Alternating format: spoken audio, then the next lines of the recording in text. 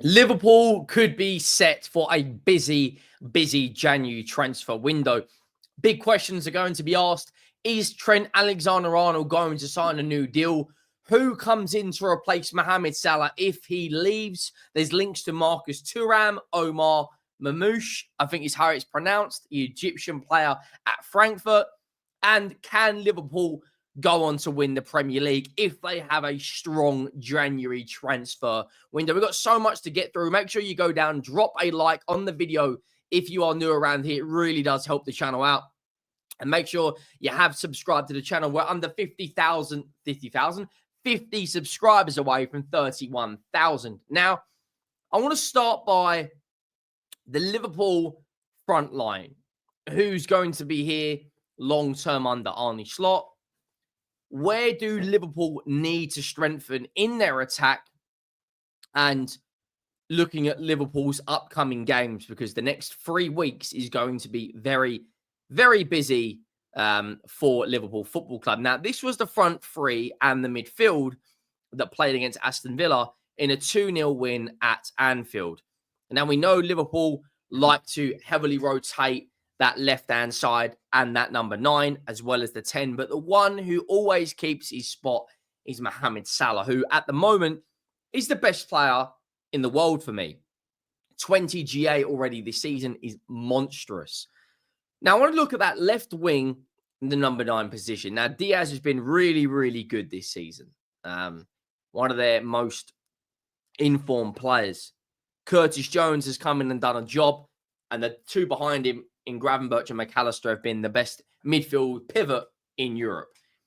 Now, the number 9 position is always questioned, spoken about at Liverpool. Before Darwin Núñez, if you think back to Jurgen Klopp's prime seasons, he had Salah, Mane, and of course, Bobby Firmino. Now, when you look at the bench, Liverpool have also got the likes of Cody Gakpo that can come on. They have got Federico Chiesa as well. They are being linked to 2 forwards. One of them at the moment is one of the most informed players in the Bundesliga, Omar Marmoush, and the other one is an out-and-out number 9, Marcus Thuram. 2 different players. I want to start by talking about Omar Marmoush. Apologies if I've butchered that. Marmoush. He's 25 years of age, will be 26 in February, having a really, really, really good season with Frankfurt. 10 games in the Bundesliga, 18 goal contributions, 11 goals and 7 assists. In the Europa League, has played 4 games, got 2 goals and 1 assist. His contract expires June 30th, 2027 with Frankfurt. And I want to look at his in-game per 90-minute numbers because they are very, very good across the board. If you look at his assists, he's in the top 1%.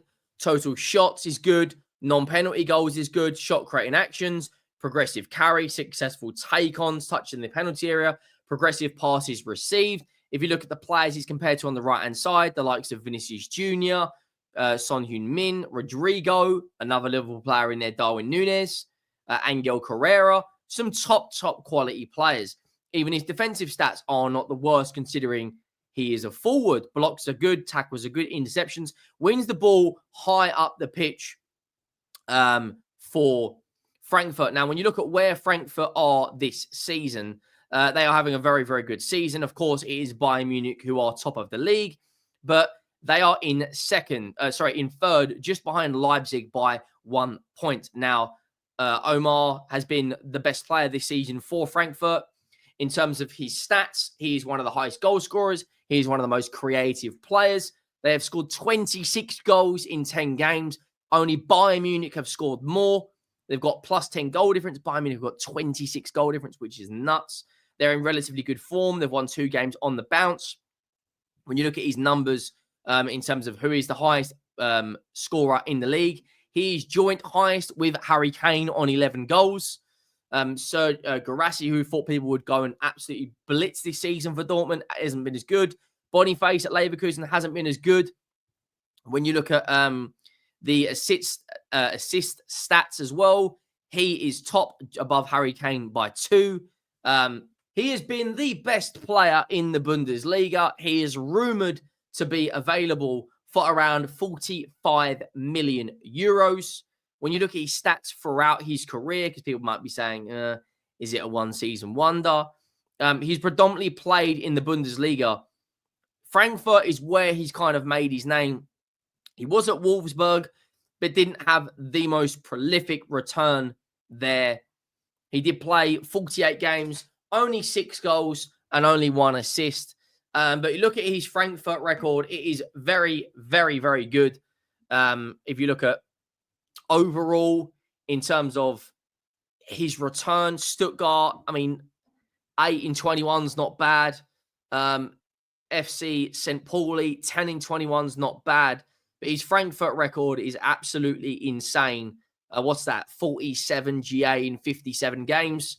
Has played, 4,000 minutes.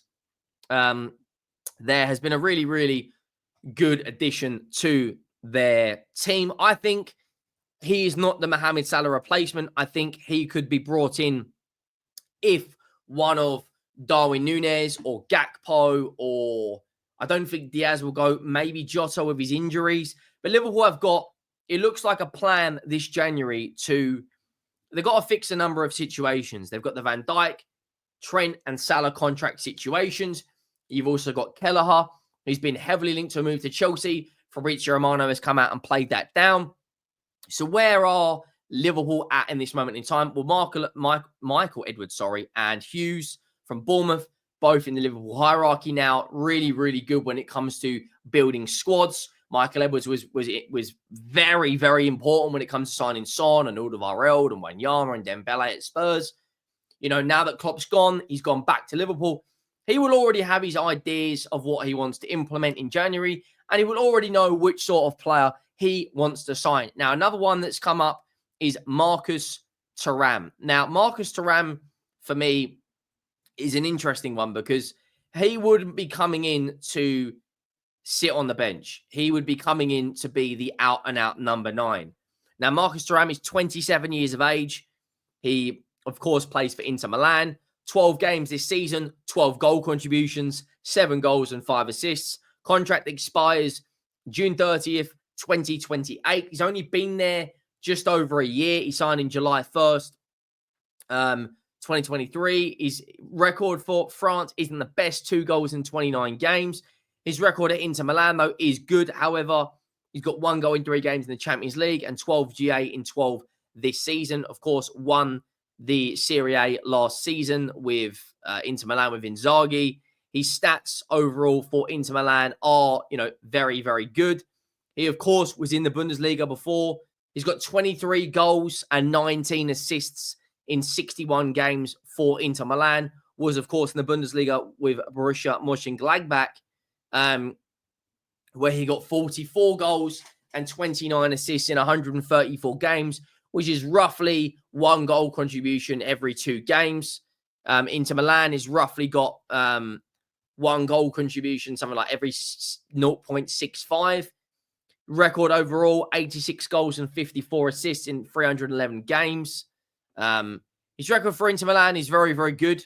What's that? 42 goal contributions in 61. Do either of these forwards come in and start for Liverpool? Well, you look at Jota. Jota's an interesting one for me because Jota is a very good player, but the injury concerns for me would always be, in the back of my mind.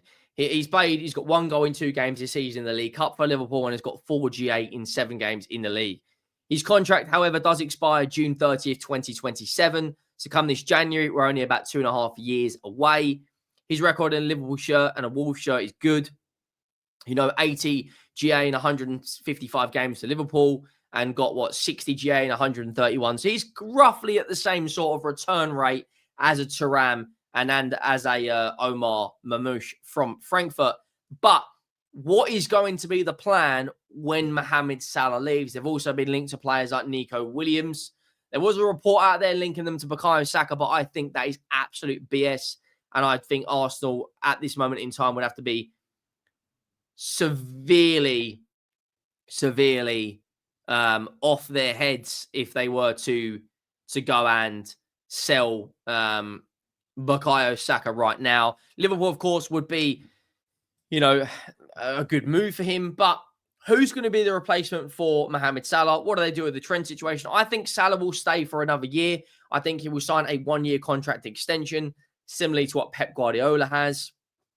And I do think in terms of Marmoush and Thuram, maybe one of those comes in January, but they do need to bring in a left back and the DM this January window. Now, of course, they were heavily linked to Martin Zubimendi, who actually declined to move to Liverpool at the end and then come out saying he's actually regretted that. Now, of course, Ryan Gravenberch this season has been an absolute monster, and I don't think they regret signing him. But the question I would have for Arne Slot is, every question that has gone his way, he has come out with an answer, and it's been the right answer. But and I know you can say this about a number of teams, but if a Ryan Gravenberch or a McAllister got injured, who comes in? Because I look at that Liverpool bench, and of course they've got Endo who could come in, they've got Szoboszlai who could come in, and that's really it from a midfield perspective. Now, on that left-back side as well, I think they desperately need to bring a left-back in. Can Tsimikas play that role for the whole season? I'm not so sure. These monsters, by the way, are elite. And when I look at Liverpool, I think if they bring in a DM and a left-back and maybe another attacker, the league is theirs to lose. You look at the fixture they've got coming up, I personally feel right now, I think personally, Liverpool, if they beat Southampton this weekend, which you do expect they would, they will extend this lead. Manchester City, who knows? We could quite easily turn up to Manchester City and beat them. You never know which sort of Tottenham team's going to turn up. So Spursy at times, it's absolutely unreal. Liverpool, of course, 5 points clear, the second most goals scored, the best goal difference, the most points, the most wins. Top of the Premier League, top of the Champions League, currently sitting in the League Cup quarter-final. I personally believe that as it stands right now, Liverpool are the Premier League favourites. And of course, in a couple of weeks' time, I think, the end of this month, they play Manchester City. The 1st of December. They've got Real Madrid to play. The next 6 games, I think Liverpool go into it as favourites for every single one. I think they will beat Real Madrid. I think they will beat Manchester City. I think they could even beat Newcastle away and Everton. Girona, they may get a draw because they've already been qualified for the Champions League. But Liverpool fans should be excited. Michael Edwards has got a plan. Liverpool at the moment, top of the league, top of the Champions League, in the League Cup quarterfinals. They've won 15 of their opening 17 games. Arne Slot at the moment, you look at the form in their last 10 games is absolutely insane. They've won 9 and drawn 1 in their last 10. They've beaten Leverkusen, Brighton home and away, Villa, Leipzig. They've drawn with Arsenal, which is probably a good point now. They've beat Palace, Bournemouth, West Ham, Bologna, Wolves, Chelsea, and then Milan, Man United, Brentford, Ipswich. They've only lost 1 game, which is on the 14th of September in all competitions. If I was a Liverpool fan, I'd be over the moon right now. I can't stand their football club, but you have to respect that they are, at the moment, firing on all cylinders. Let me know your thoughts down below. Do you guys think that Liverpool have what it takes to go out there and win a league title? In terms of where they are right now, I think it's going to be very, very interesting to see that if they win against Southampton and Tottenham get a point against City or even beat them, Liverpool then play Manchester City only a week later at Anfield, and we could be sitting here with Liverpool 8 points, maybe 11 points clear of them, which is absolutely insane. Absolutely insane. But look, make sure you go down, drop a like, make sure you have subscribed to the channel. The support has been absolutely ridiculous. It really, really has. We're closing on 31,000 subscribers. I am going away on Friday, but I will be posting every day while I'm on holiday. Don't worry about that. The content does not stop. Let me know your thoughts down below.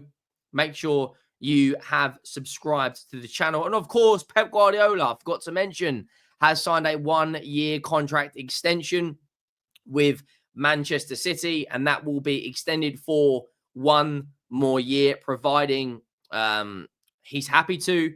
So, look, he's got a lot of work to do to catch this Liverpool side. Arsenal, big game this weekend coming their way. Will they beat Nottingham Forest? Will we be sitting here with Liverpool 8 points clear of Manchester City and potentially, 12 points clear of Arsenal? If they beat Southampton and Manchester City, I think it is their league to lose. There's still a long way to go. Let me know your thoughts down below. Make sure you have subscribed to the channel. We're only 50 of subscribers away from 31,000. And make sure you go down and drop a like if you haven't already. I will see you on the next one. Thank you for watching. I am